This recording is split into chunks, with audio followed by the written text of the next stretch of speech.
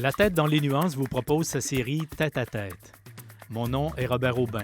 À chaque rencontre, je tente de découvrir un peu plus la personnalité, l'expertise et le terrain de jeu des invités que j'accueille. Aujourd'hui, je vous propose d'entrer dans l'univers de M. Jacques Goldstein, mieux connu sous le nom de Boris peut-être, caricaturiste, auteur, illustrateur et vulgarisateur scientifique pour les petits débrouillards. Bienvenue à cette rencontre. Bienvenue à toutes et à tous. Qui dit 5e saison de La tête dans les nuances, dit aussi 5e saison des têtes à tête. Et aujourd'hui, j'ai le plaisir d'aller à la rencontre de Jacques Goldstein.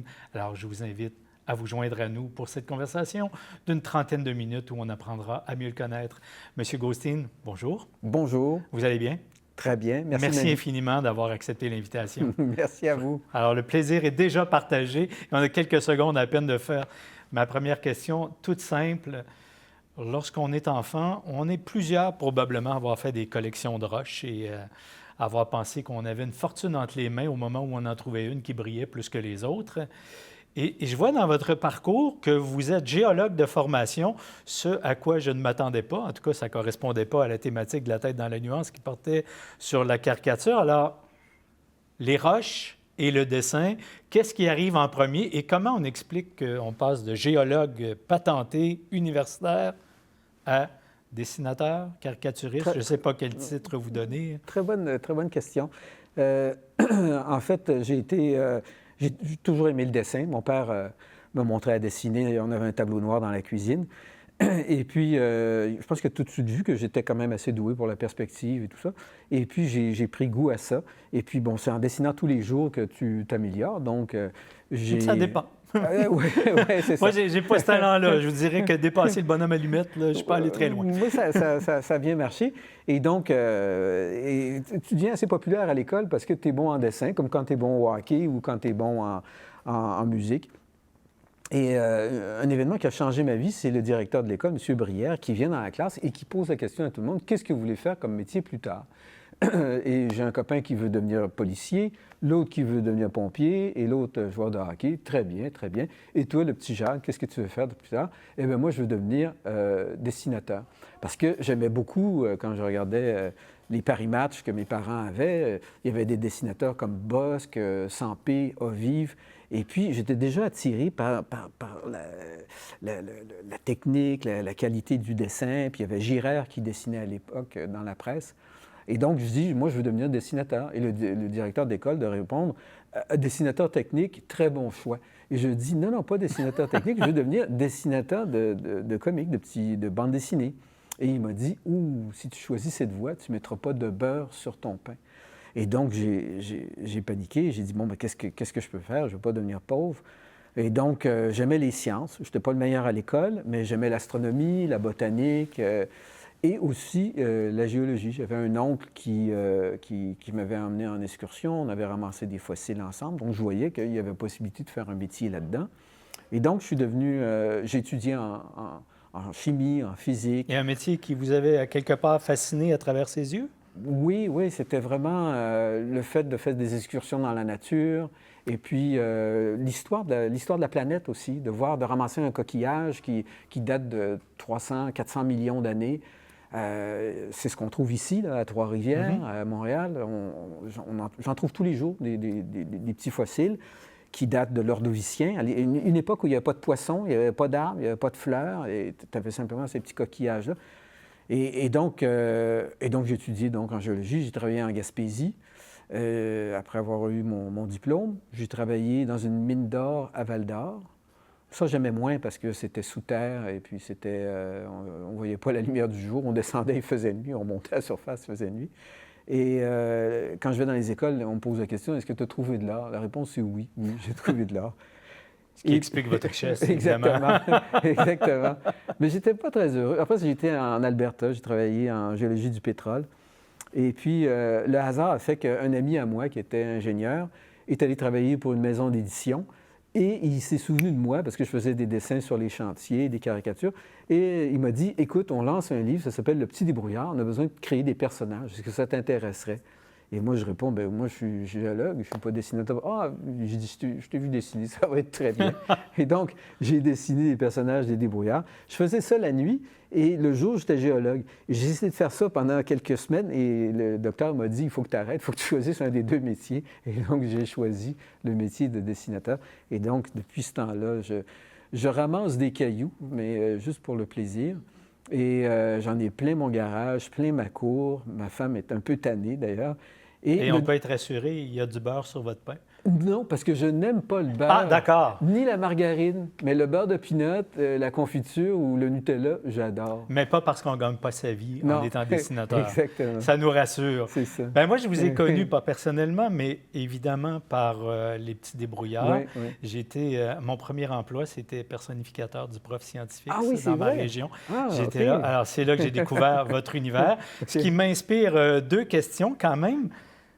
Pourquoi la grenouille Oui. et pourquoi Beppo? Ah, J'ai une petite idée pour le Beppo, mais pourquoi le choix de la grenouille, ça? J'ai que des hypothèses, j'aimerais bien vous entendre là-dessus. La grenouille, ben, c'est la petite mascotte des débrouillards. Donc, il y a 8 personnages, dont Van l'inventeur. Et les personnages sont dans des bandes dessinées, ils participent à des expériences scientifiques. Et donc, à un moment donné, il y a un livre qui s'appelait « Jardiner avec le professeur scientifique ». Alors, c'était un recueil sur les plantes, le jardinage, les potagers, tout ça. Et puis, ça prenait un petit animal pour agrémenter les dessins. Et donc, comme je dessinais un plant de tomate, un plant de concombre, bon, qu'est-ce que je peux mettre? Un crapaud, un ver de terre, une libellule, une grenouille. On trouve ça dans les jardins. Donc, j'ai dessiné la grenouille, je l'ai mis en salopette. Elle s'appelait Beppo. Pourquoi Beppo? Parce que je lisais un livre d'Alphonse Daudet et il y a un petit personnage qui est dans une de ses histoires, ça s'appelle le dauphin. Le dauphin se meurt. Le dauphin, c'est le fils du roi. Et il se meurt. Et le petit dauphin, c'est une maladie incurable. Et lui, il pense que comme il est de la royauté, Dieu va lui épargner la mort. Et non, il va mourir. Et à un moment donné, le petit dauphin, il dit, est-ce qu'on ne pourrait pas faire mourir mon petit Beppo à la place? Le Beppo, c'est son serviteur. On ne pourrait pas le faire mourir, lui, à la place. Et ce nom-là m'a frappé.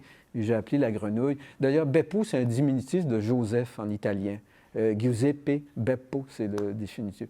Et donc, Beppo, ça fait 40 ans qu'elle existe. Et puis, ce qui est intéressant avec Beppo, c'est que c'est une grenouille qui peut dire tout ce qu'elle veut dans le magazine des débrouillards, un peu iconoclaste. Elle dénonce les excès des humains, la pollution, le changement climatique, etc. Puis des fois, elle va quand même assez loin. Et mon éditeur me dit, ouais, ben écoute, là, elle est un peu irrévérencieuse de cette grenouille. Ah, ben c'est une grenouille, c'est une grenouille. Mes personnages, non, ils ne peuvent pas parler comme ça, mais la grenouille peut être... Elle peut. Oui. Et vous pouvez à travers elle, j'imagine? Oui, c'est ça. C'est un bon défouloir. C'est pour ça que c'est mon personnage préféré. Je reviens à votre talent de dessinateur au jour où vous décidez de choisir cette carrière-là parmi deux. Le dessin, est-ce que ça mène à toutes les formes d'art? Bien sûr, on peut penser caricature, illustration, bande dessinée, mais le crayon, c'est très différent du pinceau ou d'autres formes. Est-ce que ça mène vraiment à tous les arts de type art visuel ou bien... Ben oui, j'ai fait de l'eau forte, différents types de gravures, de la lithographie, tout ça. Ça revient avec le crayon, la peinture aussi, mais c'est très compliqué, ça demande du matériel, peinture à l'huile, il faut que ça sèche. Tout ça. Tandis que le crayon, ça va tout de suite. C'est sur le papier, on a un calepin, on dessine tout de suite, on est en voyage, on est à l'aéroport. D'ailleurs, je dessine tous les jours, je ne peux pas m'empêcher, je ne peux pas relaxer devant un café. Il faut que je dessine, ce que je vois. La relaxation vient avec le dessin. Oui, probablement. Tout à fait. Et donc, c'est vraiment béni des dieux. Je suis content d'avoir ce talent. Je suis nul en musique, mais vraiment nul. Je chante comme un pied, mais au moins, j'ai le dessin. Puis, ça permet de... Oui, c'est quand même extraordinaire de pouvoir se lever le matin et dire, par exemple, bon, je peux écrire quelque chose, mais je peux mettre un dessin qui est avec ça. D'ailleurs, quand je fais, par exemple, des livres, entre guillemets, pour enfants, là, publiés, par exemple, à la Pastèque, on me demande, est-ce que tu dessines ou tu écris quand tu travailles ces histoires-là? Bien, je fais toujours les deux. Alors, j'écris un petit bout de phrase et puis, je fais le dessin, le petit croquis, brouillon, très brouillon en premier. Et puis là, dans mon dessin, je vois des choses que j'ai mis dans mon dessin. Bon, ben, je peux biffer ce que j'ai écrit parce qu'il y a certaines choses qui sont inutiles. Ça fait de la redite, on le voit dans le dessin, etc. Donc, je travaille... C'est comme une course à relais, finalement, entre les deux médiums. Exactement. On est toujours à courir après quelque chose. Puis quand je dis, à propos des livres, entre guillemets, pour enfants, c'est qu'en fait, j'ai commencé très tard à écrire des livres pour les enfants, entre autres publiés chez Bayard puis à La Pastèque, parce que j'ai commencé à l'âge de 55 ans. Des histoires que je racontais à mes enfants ou des histoires que j'avais en tête. Et puis, en fait, ces histoires-là, comme je ne fais aucun compromis quand je raconte ces histoires-là, je me fais plaisir à moi et je ne pense pas aux enfants. Je ne me dis pas, oh, est-ce que ça, c'est un public 8 ans, 9 ans? Ah, pas du tout. Je les écris vraiment pour moi et c'est pour ça que c'est des fois un petit peu irrévérencieux, et c'est souvent les adultes qui achètent les livres, en fait, qui se procurent les livres et qui les racontent aux enfants. Donc, ouais, je suis un peu ratoureux. Je me fais plaisir à moi en écrivant ces histoires-là. D'ailleurs, quand je suis allé voir cette collection-là chez l'un ou l'autre des éditeurs, il y en a 3 qui avaient particulièrement attiré mon attention. Un qui s'appelle Les Étoiles, qui raconte l'histoire d'amitié entre un juif et une jeune musulmane, deux jeunes.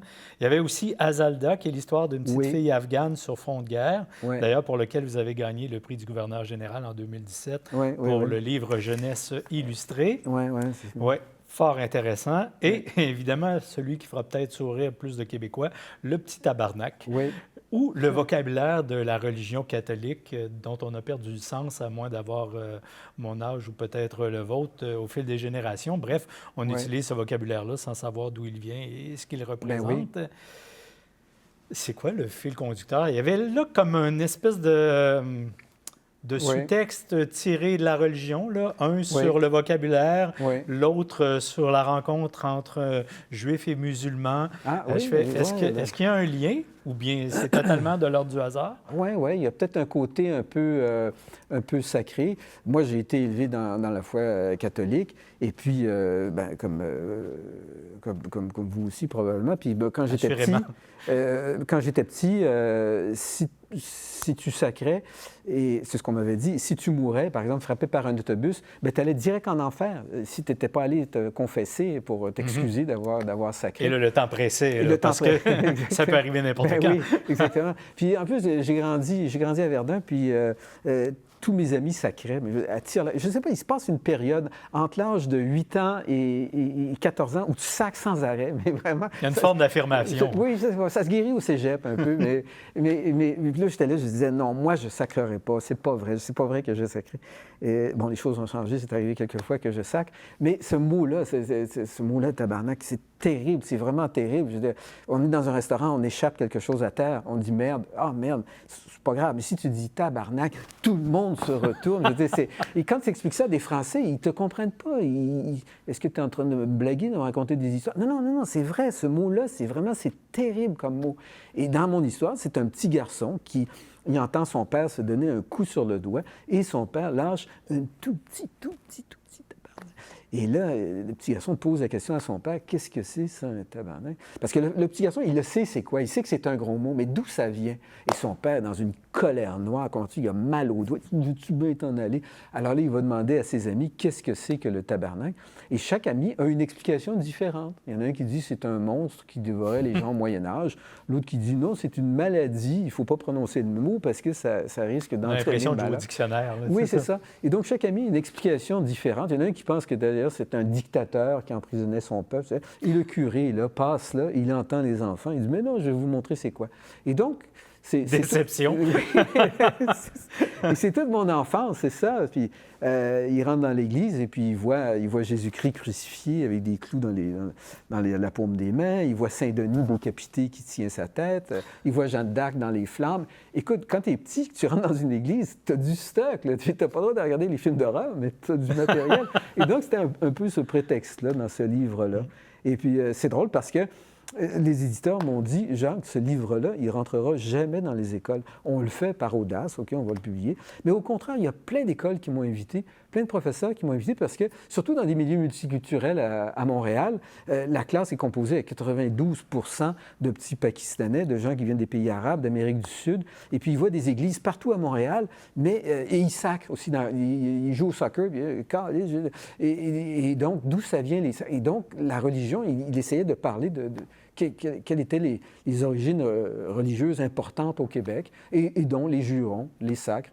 Et j'ai été invité plusieurs fois dans des écoles pour parler de ça, parler de mon histoire. Et quand tu parles de ça avec des enfants qui sont en... Tu ne peux pas parler de ça aux enfants en première année, mais quatrième, cinquième année, au début, ils rigolent. Hein, mais à un moment donné, ils commencent à penser, OK. Et dans le livre, il y a une image, entre autres. Le petit garçon, il court, il passe devant une librairie. Et dans la librairie, dans la vitrine, il y a toutes sortes de mots. Il y a mafia, il y a Auschwitz, il y a Hitler, il y a Sida, etc. Et c'est des livres qui parlent de tous ces sujets-là.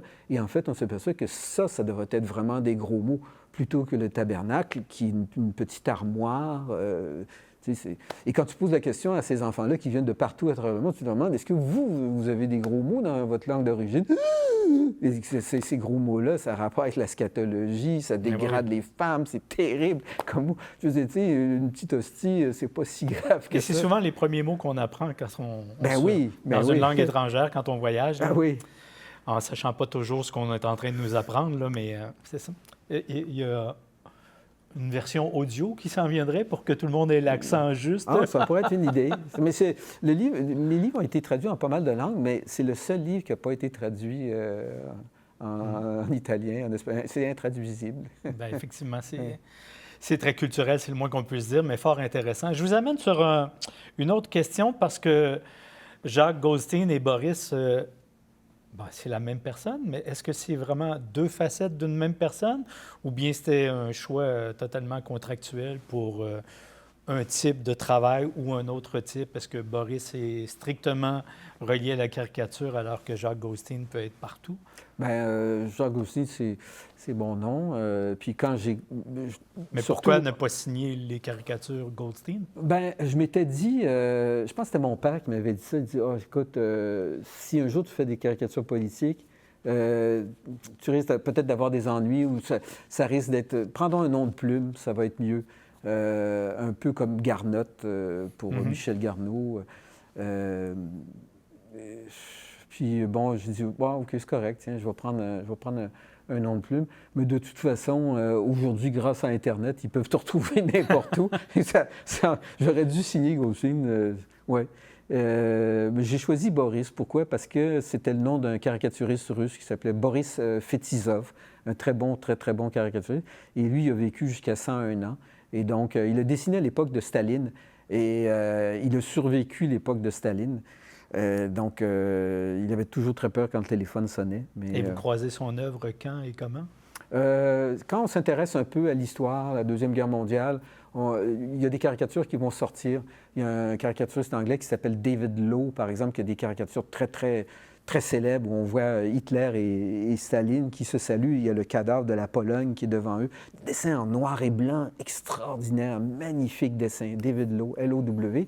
Et Fetisov a fait une série de caricatures sur Hitler, sur la débandade durant la campagne russe et tout ça. Et des dessins naturellement très partisans, mais il y a une force dans le dessin. C'est du Franquin. Là. C'est extraordinaire comment... Et je n'en connais pas énormément, mais quand on s'intéresse un peu à l'histoire de la Deuxième Guerre mondiale, on peut tomber facilement sur ces caricatures-là. Et donc, c'est ce qui m'a inspiré pour le nom de Boris. On connaît maintenant la référence, bien qu'on vous connaisse sous les deux noms. Vous êtes également connu pour votre passage à la célèbre, mais malheureusement disparue revue Crow. Oui. Est-ce que le type de revue qui était Crow vous a permis une approche plus mordante ou bien votre style est demeuré le même dans ce type-là ou dans la Gazette de la Mauricie, ou peu importe? Est-ce qu'on s'adapte aux médias pour lesquels on travaille? Oui. On s'adapte complètement. Mais un magazine comme Crow, c'est un magasin de bonbons, c'est-à-dire que c'est formidable. Tu es payé pour dessiner, c'est incroyable, puis ça a rapport avec l'humour. Donc, il y avait des articles à illustrer sur tous les sujets, bon, la vie quotidienne, ça pouvait être sur un peu la politique, un petit peu sur les habitudes de vie, sur des vedettes ou des choses comme ça. Et donc, tu étais entouré aussi d'autres dessinateurs, et puis c'était une belle gang, Jacques Urtubise, j'ai connu Michel Garnotte, là, ici, Hélène Fleury, tout ça. Donc, c'était un peu comme la boîte à surprises à Radio-Canada. C'était la ribouledingue un peu, c'était très drôle. Et donc, c'était une très bonne école pour le dessin, parce que tu dessinais, donc vraiment beaucoup de... Tu t'améliorais vraiment beaucoup. En même temps, il y avait une question de liberté. Oui, bien sûr, il y avait des gens, je pense que c'était à Drummondville, qu'ils n'étaient pas très contents parce que c'était un peu leur tête de Turc. Mais à part ça, il n'y avait pas de menace. Ben, effectivement, à l'époque où je lisais Crow, on n'arrivait pas à s'imaginer qu'il y avait une ligne éditoriale qui puisse interdire... non, pas du tout. Ah non, on dessinait des Juifs, on dessinait des Arabes, on aurait pu dessiner des... Il y avait vraiment... il n'y avait pas de méchanceté, je dirais. Est-ce qu'un Crow serait possible en 2024? Pas de la même façon, je pense pas, non. Je pense que ce serait pas possible parce que je pense qu'il tirait sur tout ce qui bougeait, tout ce qui... comment je pourrais dire, il n'y avait pas de... En même temps, il faisait attention parce qu'il y avait de la publicité dans le magazine. Alors, il y a des publicités de cigarettes. Peut-être qu'on faisait très attention à ceux qui fumaient la cigarette. Mais autrement, bien, c'était un peu bon enfant. C'était comme Harakiri pouvait... Bon, Harakiri allait peut-être trop loin. Mais non, c'était une bonne école. Et puis j'ai Et où est-ce qu'on met la limite du trop loin?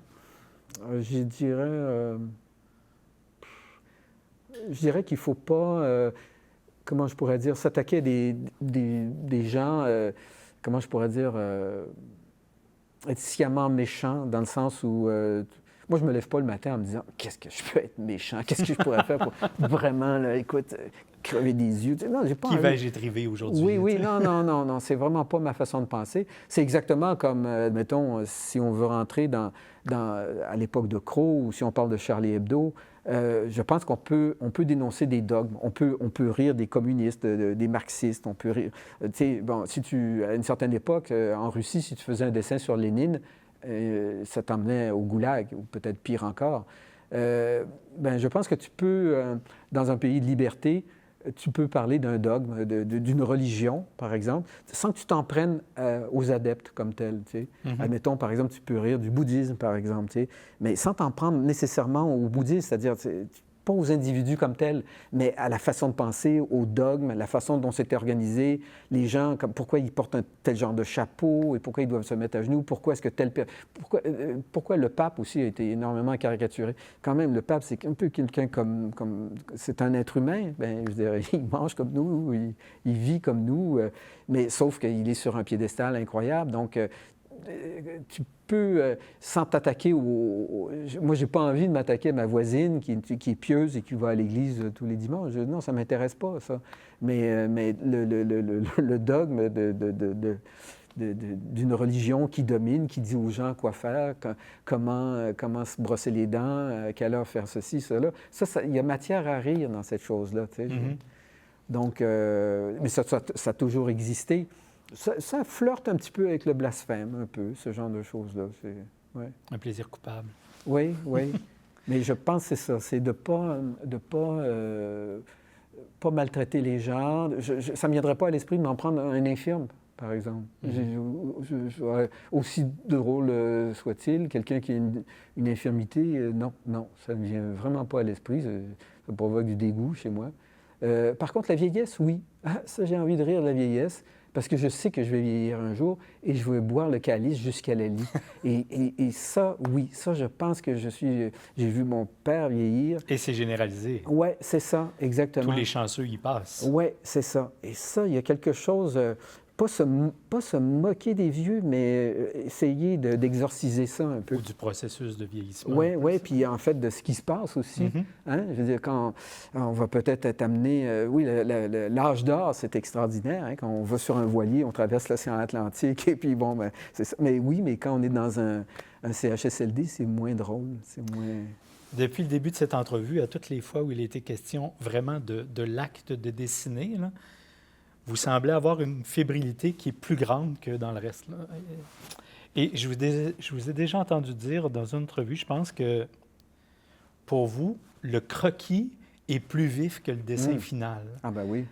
Est-ce à dire qu'on s'ennuie un peu entre le croquis et le tableau final? Bien, le croquis, je fonctionne toujours de cette façon-là. C'est l'idée qu'il ne faut pas perdre? Là? Oui, bien, je fonctionne avec des cahiers de croquis. Alors, quand je travaille sur une histoire, alors je fais toute l'histoire avec des croquis très, très rapides, très, très spontanés. Pourquoi? Parce que je prends le cahier de croquis et plutôt que de raconter l'histoire à un éditeur, bien, je lui mets le cahier de croquis dans les mains et il voit où est-ce que ça s'en va. D'ailleurs, mes croquis sont plus parlants que moi. Et donc, le cahier de croquis est fait dans une espèce de spontanéité. Tu travailles sans filet et puis tu t'emmerdes pas à faire la ligne droite, etc.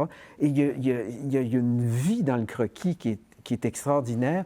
Et puis, des fois, ça arrive que mes éditeurs me disent, genre, quand tu vas faire tes dessins finaux, essaye de rester dans les croquis un peu. Essaye de ne pas trop lécher un peu. Et là, je commence. Là j'ai 66 ans, puis là je commence à comprendre ça, à laisser... Tu sais, c'est un peu comme jammer en faisant de la musique, par exemple. Attends, là, tu as une feuille de partition, 2 minutes, attends une minute, puis on va... non, quand tu es avec des amis sur le bord d'un feu de camp, puis tu joues, puis écoute, ça s'en va dans telle direction, c'est tellement beau. Bien, c'est ça, le croquis. C'est cette spontanéité-là. Tu travailles sans filet. Alors, vous allez devoir m'expliquer autre chose, parce que j'ai lu sur votre page Facebook, en réponse au questionnaire culturel de l'émission Il restera toujours de la culture, et on vous posait la question, si vous deviez vous consacrer à un seul médium pour le reste de votre vie, vous avez répondu que ce serait l'eau forte. Oui. Il me semble qu'on est loin du trait de crayon et du croquis et de cette vivacité-là. Oui, mais... est-ce que c'est un peu l'entrée au monastère du caricaturiste? Oui, c'est un peu le monastère, c'est un peu la calligraphie. Puis là, c'était un peu la question, c'est un peu le reste de votre vie. Mais moi, je prenais ça comme si j'étais éternel. Donc là, j'ai tout le temps que je veux. Donc là, l'eau forte, c'est le fun parce que c'est un joli... J'en ai fait, c'est un joli processus. C'est de graver sur une plaque d'acier. Donc, on fait un dessin. On ne gratte pas dans l'acier, mais en fait, c'est assez compliqué. Il y a un vernis qui est mis, donc on gratte sur le vernis, ensuite c'est mis dans un bain d'acide, et là, ça gratte sur le métal. Enfin, c'est assez compliqué. On finit par avoir finalement une plaque d'acier qui est toute gravée avec notre dessin, un dessin qui est inversé. On met ça sur une feuille de papier, on a ancré préalablement, et là, on passe le rouleau. C'est un processus, donc, avant la photographie, et ça donne un très beau rendu, un très beau... c'est très, très beau. Mais ça demande beaucoup de temps. Il y a un côté un peu artisan, il y a un côté... et peut-être si j'avais le temps, peut-être c'est ça que je ferais. Si on me donnait tout le temps que... je me verrais dans une espèce d'atelier avec une belle lumière, et puis vraiment l'automne, les feuilles qui tombent, et puis là, et en plus, tu imprimes ces choses-là. Donc, c'est vraiment à l'opposé du croquis qui est très rapide, qui est très, très spontané. C'est exactement ce qui m'avait étonné. Ouais. Alors, je dirais en conclusion, Jacques Gaustin, on vous la souhaite et on se la souhaite, cette éternité, pour pouvoir suivre vos œuvres encore longtemps. Merci d'avoir accepté notre invitation. Merci.